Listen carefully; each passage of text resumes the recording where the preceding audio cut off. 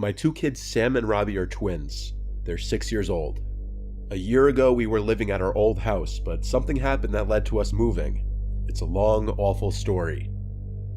I lived in my old house for 4 years. My wife Carol and I got married while I was living there, and we had our kids there too. The neighborhood was slowly changing, and not for the better, but even still, we originally planned on staying in that house for the foreseeable future, until this happened. We were a corner house, and the house behind us on the intersecting road was covered by a bunch of tall trees and bushes, so we hardly ever saw those neighbors. Our neighbor on the right, however, his name was Steve. He had just moved there less than a year ago at the time. I had only ever spoken with him a couple of times. Both times I could hardly understand what he said because of his heavy accent, and he just overall didn't seem like the friendliest guy.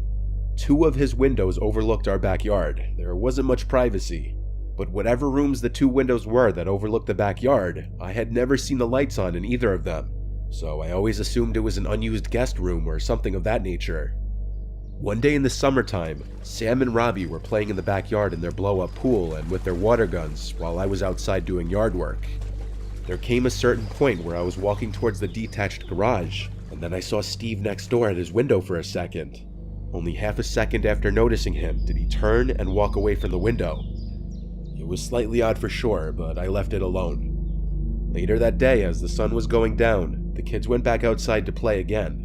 It was a very hot day, so they went back in their blow-up pool while Carol and I were in the kitchen as she was making dinner.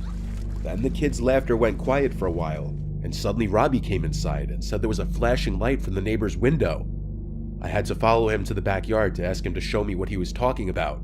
He pointed to one of Steve's upstairs windows that overlooked the backyard, and he said there was a white light that kept coming from that window. I right away assumed the worst, and asked the twins if it looked like a camera flash.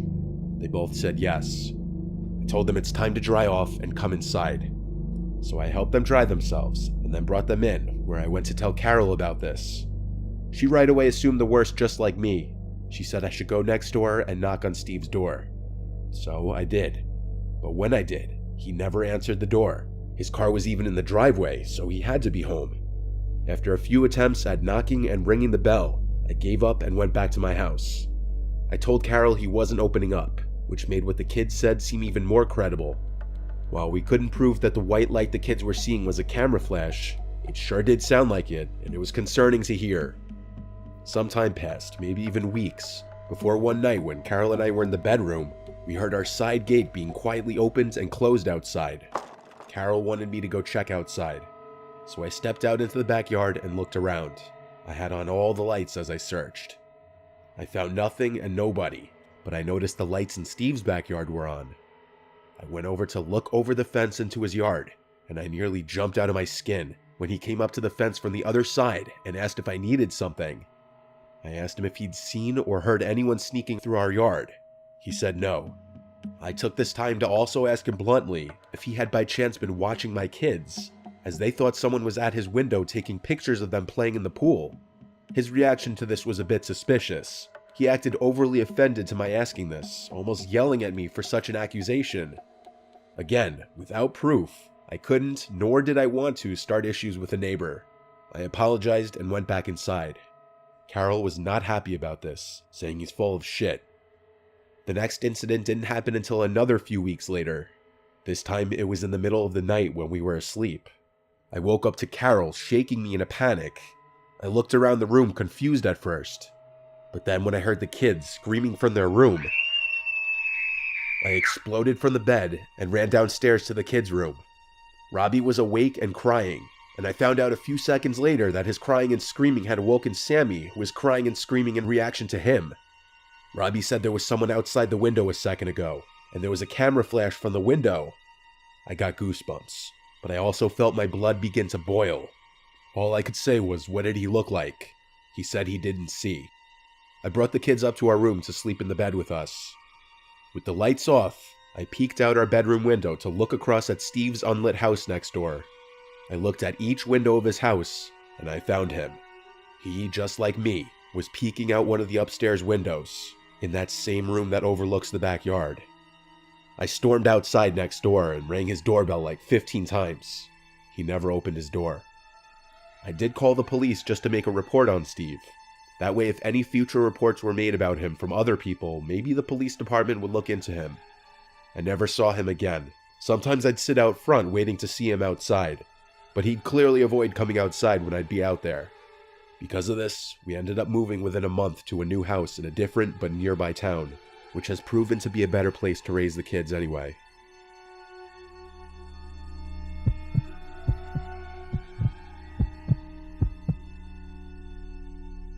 About 3 months ago, I moved into an apartment with 2 other women so I could attend college.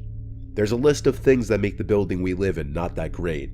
For example, most apartment rooms face the corridor, where people from the same floor as you will constantly walk left and right to get in or out of the building. So if you keep your windows open, anyone pacing outside can see into your room. But considering I spend most of my time at college, and the girls I live with and most of the neighbors are really nice, the things on that list don't really bother me that much. A few nights ago, while getting ready to go to bed, I could hear music playing from somewhere, mostly pop songs from the 2000s.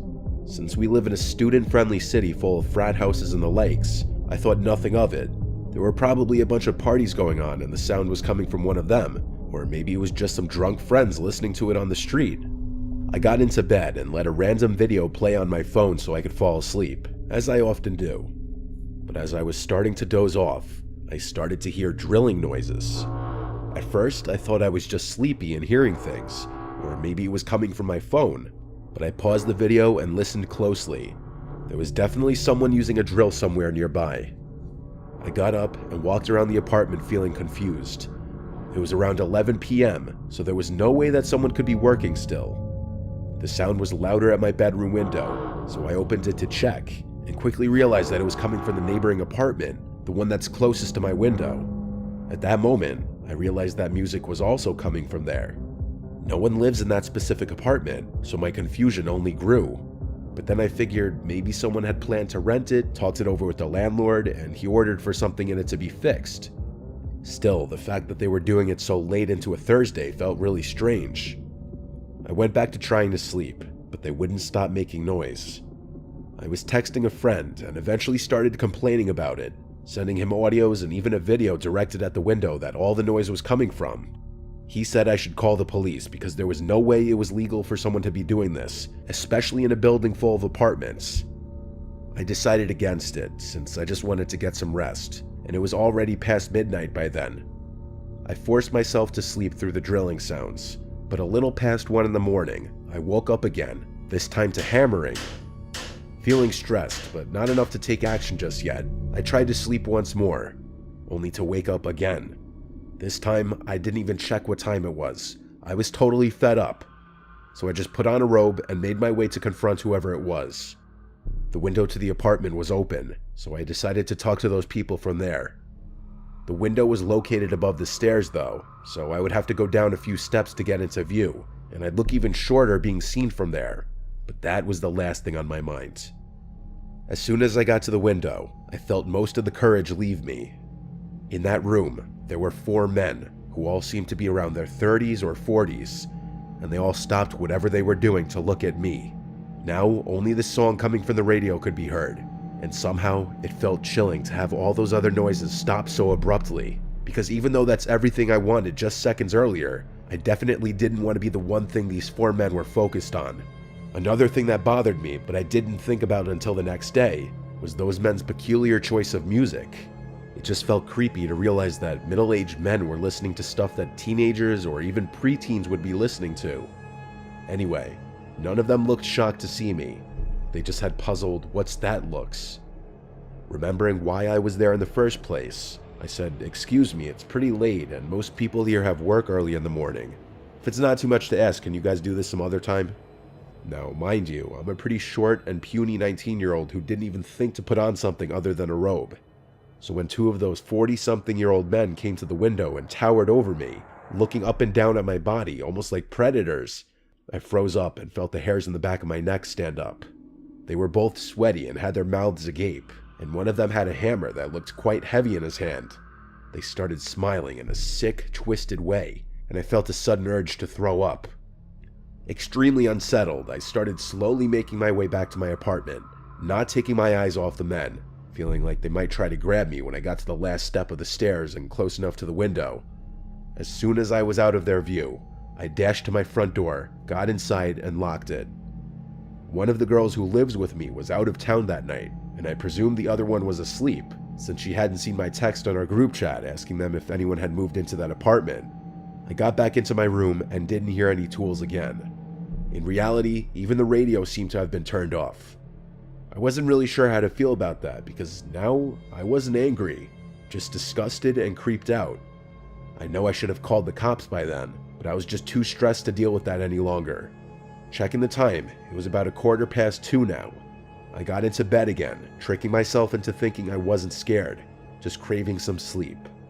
Eventually, I passed out. I woke up in the middle of the night again. This time it was around 3:30, and I could hear no sounds coming from the apartment. Everything was quiet, and that quickly started to bother me. It was too quiet. I had to have heard or felt something in order to wake up. The silence was making me uneasy, and I had a feeling that someone might have been on the other side of my closed window. I tried not to think about it, but I couldn't get a peaceful sleep after that. The next morning, as I was going out, I went past the same window and noticed that it was closed. It was as if this previous night had never even happened. But I asked the girl who was home with me if she heard anything. She said she had woken up several times during the night, but couldn't get up and do something about it due to sleep paralysis. Either way, that confirmed I wasn't delusional. Those people really were there. But then, how did they have the keys to the building and that apartment? Why did it seem like they didn't want to be seen during the day? What were they thinking of doing to me or maybe any passerby? It's been a week now, and thankfully I haven't seen those men again. Still, I have no idea who they were or what they were doing, and I'm honestly scared to even think about the possibility that they might come back, or still be lurking around somewhere.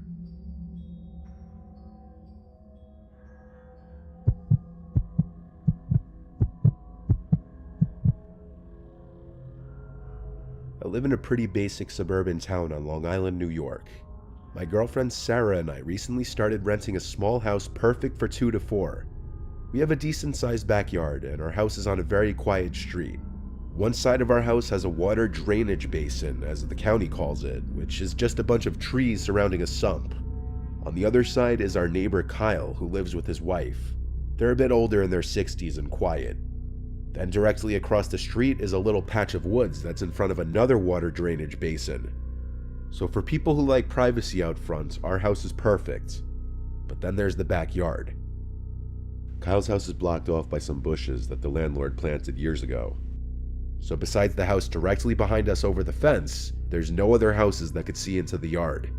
However, that one house looking into our backyard was all that it's taken to genuinely make Sarah and I uncomfortable. As I'm writing this, it's currently the fall, so we've been doing fall cleanup the past few weeks in the front and backyard. I started noticing any time we were out there were these 2 people standing at the upstairs window of the house behind us. It was a middle-aged man and woman. When I'd look up to that window, they'd keep looking and watching me. It got really uncomfortable to the point we'd pretend not to notice it, but we could only stomach doing this for so long. The leaves kept falling day by day, and the fall cleaning would need to continue. Sarah wouldn't want to be in the yard anymore because she was getting so creeped out at those 2 people who would watch us out the window without fail.